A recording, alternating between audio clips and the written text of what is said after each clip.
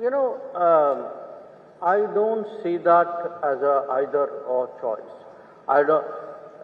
If you look at the history of the world, countries have not grown by saying, I'll grow at home and I'll have nothing to do with abroad because it's a waste of my resources or it's a subtraction of my resources and energy from home. In fact, countries have grown by growing at home, then engaging abroad, leveraging the international environment, in a way contributing to it, gaining from it, and to me, being, see, when we again use this word so sometimes so casually, Vasudhaiva Kutumbakam, what is actually the messaging of that word, of that term? The term is that we have never considered the world as an inimical or a hostile environment from which we have to defensively protect ourselves. Now, yes, we have limitations on our resources, less than we had, say, 20, 30, 40 years ago. But nevertheless, we do. Now, if you are in a problem-solving mode, with limited resources, how do you have maximum impact? That is actually the problem which has to be solved. And what we try to do in Indian foreign policy today, in Indian diplomacy today, is actually solve that problem. And we try to do that by partly using our competitiveness, using our strengths, leveraging other institutions and possibilities. I'll give you an example. I would say, even to me, an IIT Madras campus in Tanzania is a way by which Indian foreign policy has leveraged the capabilities of an institution here to make a huge impact there. That is something I want to talk about. But I would, make this statement. In my entire career, which is quite long, I have never seen anything having a greater emotional impact on the rest of the world than giving vaccines. I've actually had people who tear up when they remember the first vaccine shipment.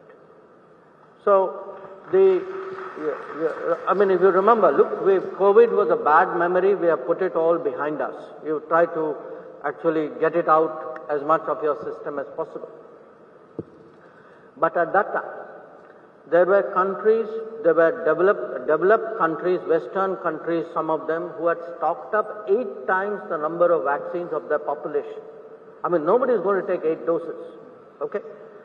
But there were countries, and big countries, who had 8 times the vaccine stock of their population, and next to them were small countries to whom they were not willing to give 10,000 doses, okay? Now, when you had somebody who themselves, who had first of all responsibility of 1.4 billion, and then on top of it was who had initiated the program. We were still in the middle of it, and we felt at that time that many of these countries should not, giving them 100,000, 200,000 doses was something which would be a gesture of solidarity. It would be make or break for them. And it was something we could do, and we could explain to our people why we could do it. And I can tell you, it is something even today. Today we talk less about vaccines. I hear it actually when I go out. When I go to Latin America, when I go to small island states, people from the Caribbean, people from the Pacific, many of them say, look, we had no chance of getting within smelling distance of vaccine but for the fact that you people gave it to us. So I mentioned that as an example that, we were the world's most efficient producers of vaccines. The same, if you look,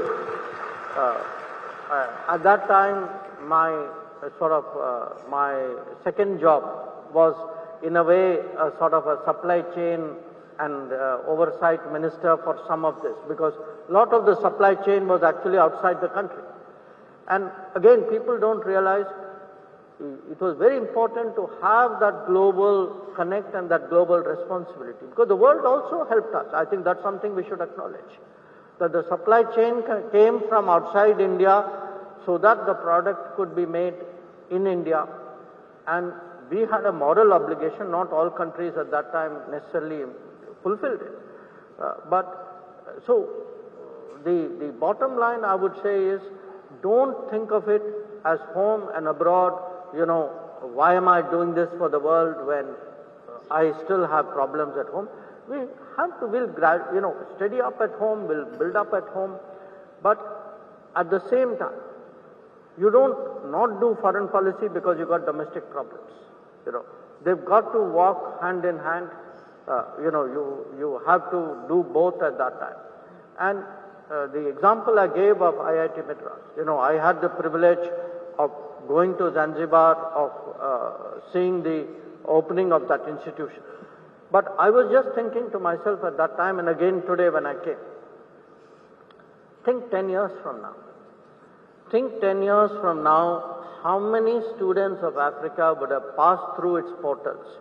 Look at the impact that we would have on the minds of people who in their own countries would be economic and technology leaders. It's an investment beyond value. You will shape, and remember, some, decades ago, others used to do it. If you look at the way I'm giving you as an example, how American universities shape the image of America abroad. So today, I would say education for us, particularly higher education, and skills. I would take it beyond education to innovation, to talent promotion, nurturing. This is an area which I feel at the end of the day, there are oil powers, there are resource powers. We are a human resource power, and we should play to our strengths. We now have the capability to start doing so. When institutions of excellence in the country start going abroad, believe me, in the business of foreign policy, I now just have a huge addition to my arsenal. And what I see 10 years from now in Africa, from this one institution, is something very, very transformational. Thank you so much, sir.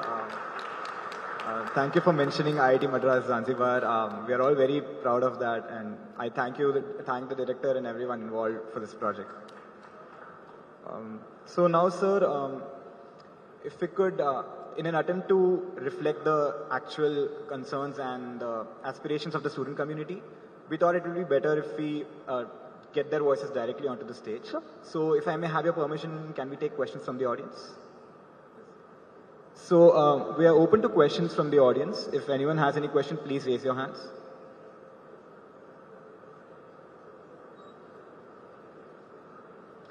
Can we have the gentleman over there? Can someone please give the mic to him?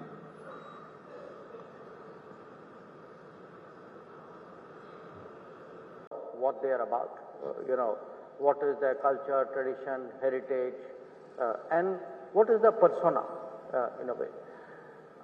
I see no reason why we should not be. After all, if you look at it, there are really very, very few ancient civilizations which have survived to become major modern nation states, and we are one of them. We have a sense of our past, which very few countries have. I can count those countries on the fingers of one hand, and not too many fingers at that. So we have, there is a lot that we have, which is in us. It's something which is inherited, it's part of our belief system. Nobody needs to teach us that. You actually, in many ways, you pick it up, in your surroundings, in your homes. It is there in our language, in the concepts and metaphors we use. So, how do you actually bring you know, it's like almost you have tools inside you, but you are not using those tools because your education system or the dominant intellectual stream is replaced it with some external tools. I have nothing against those. I mean, they also add to your capabilities. But how do you bring out those internal, you know, tools and mechanisms and creativity and energies which are inside us and express them? And it's again part of an evolution, because, you know, after all 200 years, you know, after a Western dominated world, it is now 80 years since much of Asia and Africa and Latin America regained their independence. And in those 200 years, their own cultures got suppressed. So I think your question, how do you make sure this is not anti-Western? I think it's non-Western, and it's important for us to explain to the West that, look, there was a period of distortion where the natural diversity of the world was suppressed, and that diversity is now returning, and that diversity doesn't have to be threatening. You know, that diversity will coexist with the West. In many ways, it would actually reinforce a lot of things the West believes in. You know, one example which I cite in one of my books is it was our decision to opt for a democratic political model, which actually made the very idea of democracy as a universal political concept. That had we not gone that way, I think the democratic model as we know it would have been actually very, very regional and very narrow. And so I would say it's our right, I would say almost a duty, our obligation to, you know, express our thoughts and our values and our culture and our history. But it can be done in a congenial partnership kind of way, because I think that partnership with the West is important. You know, I think it is very much a way of how we shape the world. But you can also have bad neighbors. Unfortunately, we do. Now, when you have bad neighbors, and, you know, if you look to the one to the West, if a country decides that they will deliberately, persistently, unrepentantly continue with terrorism, we have a right to defend our people against terrorism. We will exercise that right. How we exercise that right is up to us. You know, nobody can tell us what we should do or not. We will do whatever we have to do to defend ourselves. It's a common sense proposition. Now, again, as I said, a lot of it is goodwill. You know, many years ago, we agreed to a water arrangement, water sharing arrangement, because the belief, the underpinning of that was, it was a gesture of goodwill, because for good neighborliness we were doing it. But if you had decades of terrorism, there is no good neighborliness. If there is no good neighborliness, you don't get the benefits of that good neighborliness. You can't say, I will, you know, please share water with me, but I will continue terrorism with you. That's not reconcilable. So I think there is as I said, a good neighbor, bad neighbor, but an overall neighborhood policy. Most of our neighbors, I think, have, you know, a realization that India's growth is today a lifting tide. That if India grows, all our neighbors will grow with us. They will have many more opportunities. I think that, in a sense, is the message which I also took to Bangladesh. And yes, I mean, they are right now heading for their elections. We wish them well in that election. You know, we hope that once things settle down, as I said, the sense of neighborliness in this region will grow.